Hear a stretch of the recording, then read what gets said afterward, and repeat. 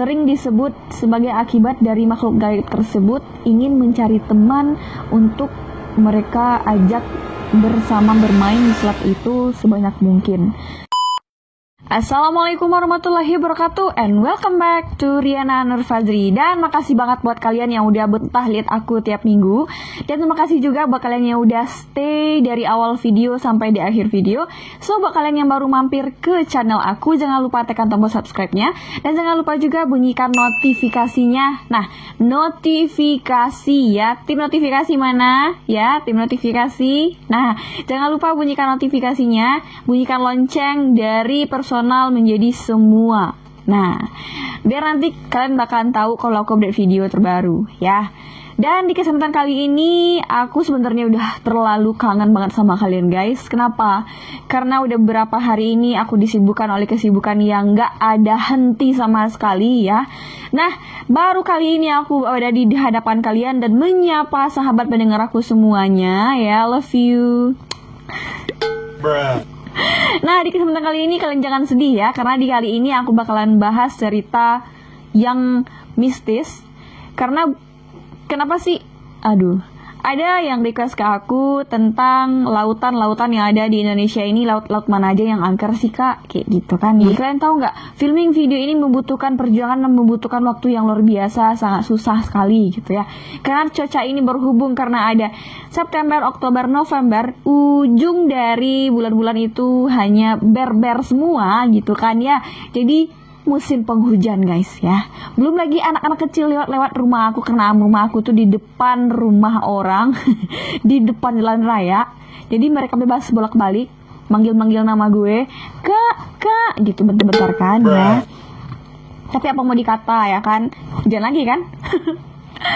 Ya udah, langsung aja kita ke topik ya. Karena kali ini kita bakalan bahas tentang lautan-lautan yang paling angker di dunia. Loh, kok lautan sih kak? Emang di lautan itu angker apanya? Emang ada makhluk halus di sana gitu ya?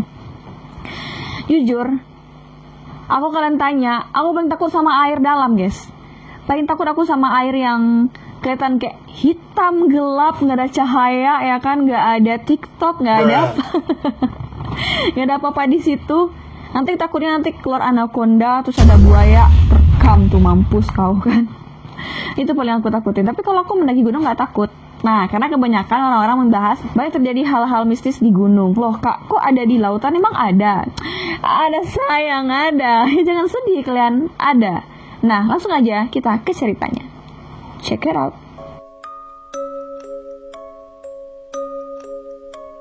Yang pertama adalah Laut Selatan. Ini Laut Selatan ya guys, bukan Laut Cina Selatan, Laut Selatan. Nah, kenapa Laut Selatan ini merupakan sesuatu hal yang sangat mistis yang sering digaungkan oleh para wisatawan? Karena ini merupakan singgasana tokoh hantu legendaris Indonesia. Siapa tokoh hantu legendaris Indonesia? Yaitunya Nyi Roro Kidul. Nah, buat siapa yang berkunjung ke sini, jika mereka memakai pakaian berwarna hijau, konon katanya Nyi Roro Kidul akan menenggelamkan mereka dan akan meminta tumbal kepada mereka yang berkunjung yang memakai khususnya pakaian berwarna hijau. Nah, buat kalian yang sering datang ke pantai-pantai ataupun ke daerah-daerah yang berbau mistis seperti itu, dan jika ada larangan ataupun protokol-protokol yang harus kalian taati gitu ya, bukan protokol kesehatan yang harus kalian taati, haruslah kalian taati guys. Dan itu tidak dapat kita pungkiri juga, karena kita sebagai wisatawan harusnya mematuhi perilaku ataupun juga protokol yang udah berlaku di situ ataupun adat yang udah berlaku di situ. Nah, buat kita yang pergi ke sana, kalau memang dilarang pakai baju warna hijau, lo jangan pakai baju warna hijau gitu. Mungkin baju warna hijau itu cuma satu aja baju kamu di rumah. Oke, nggak apa-apa, silahkan kalian untuk mencoba adrenalin satu ini. Itu salah satu info yang aku dapat. So, buat kalian yang pernah dengar cerita lain ataupun versi lainnya, silahkan komen di bawah. Dan buat kalian yang tinggal di sekitaran Laut Selatan ini, apakah ini memang benar terjadi atau hanya mitos belaka? Silahkan komen di bawah. Yang kedua, segitiga Masa Limbo. Segitiga Masa Limbo ini ada di Indonesia. Bukan hanya segitiga Bermuda aja yang mematikan guys.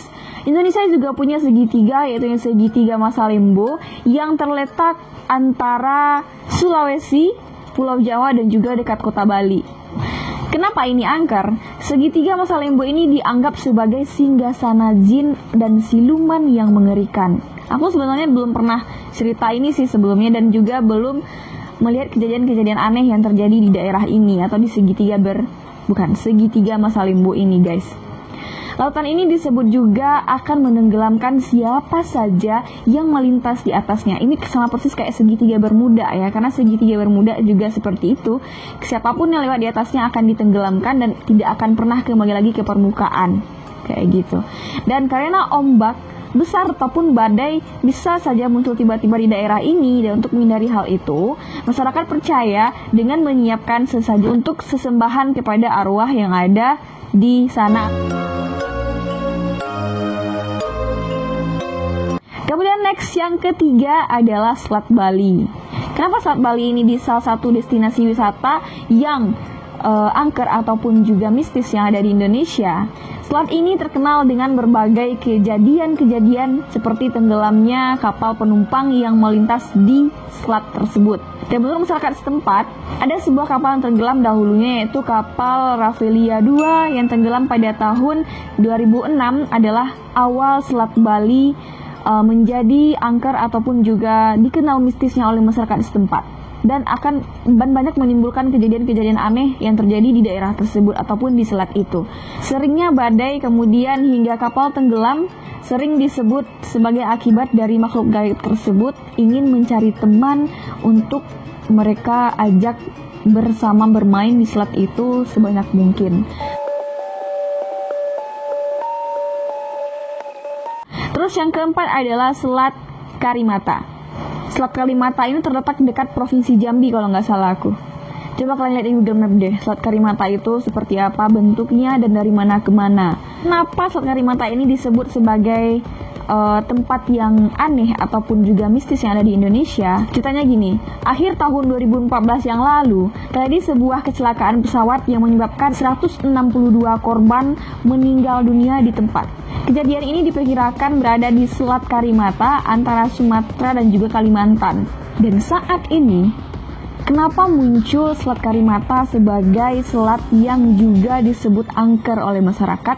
Karena mereka mengakui bahwasanya di selat itu terdapat sebuah kerajaan jin yang luar biasa hebatnya dan berdiri di tengah-tengah selat itu, guys. Dan konon katanya Ratu Junjung Buih yang merupakan pemimpin kerajaan tersebut kadang menginginkan tumbal manusia yang menjadi penyebab seringnya terjadi kecelakaan pelintasan di Karimata ini. Baik itu kapal laut yang menyeberang ke sana ataupun juga pesawat yang menyeberang di atas Selat Karimata ini, mereka akan kehilangan kendali dan akan terbawa oleh arus ataupun menghilang tanpa jejak. Kalau kalian yang tahu tentang cerita Ratu Junjung Buih ini, kalian boleh ceritakan di bawah, dan apakah kalian mengenal tokoh ini dan bagaimana asal usulnya, silahkan kalian komen di bawah. So, lanjut yang kelima. Yang kelima adalah perairan Natuna Utara. Nah, kenapa Natuna Utara ini disebut angker ataupun juga mistis oleh masyarakat? Karena wilayah ini dalam kurun waktu beberapa tahun belakangan sering terjadi kecelakaan ataupun juga menenggelamkan kapal, dan nggak tahu sebabnya entah apa, pokoknya ratusan kecelakaan kapal ataupun pesawat terjadi di perairan Natuna bagian utara ini. Dan tercatat sejak tahun 1999 sudah ada 300 kapal yang udah hilang di perairan ini dan bahkan sampai sekarang belum ditemukan, geng. Aku heran gitu, kok bisa hilang? Kemana perginya gitu loh. Padahal udah dicari, dan masyarakat setempat mengaitkan hal ini dengan keberadaan makhluk gaib yang menguasai tempat itu dan sering membuat badai ataupun membuat hal-hal yang di luar nalar manusia secara tiba-tiba, seperti badai ataupun juga angin topan yang terjadi di perairan Natuna bagian utara ini, geng. So, itu tadi 5 perairan ataupun juga laut yang angker yang ada di Indonesia. Bukan hanya di luar negeri aja yang kayak gitu, di Indonesia juga ada gitu. Gak usah jauh-jauh lah kita pergi ya, kita di Indonesia aja. Karena lagi COVID juga, dan lagi gak boleh kemana-mana juga, kita di Indonesia aja. Kita bahas tentang perairan-perairan yang angker yang ada di Indonesia. Itu tadi yang udah aku sebutin dengan kalian. Jikalau ada laut-laut angker ataupun mistis lainnya Silahkan kalian komen di bawah yang belum aku tahu dan kalian tahu hal itu. Silahkan kalian komen di bawah dan kalian bisa boleh request ke IG aku, kalian langsung DM aja kalau kalian pengen bahas sesuatu hal yang ingin aku bahas. Nanti aku akan bakalan cari materinya dan akan aku sampaikan ke kalian.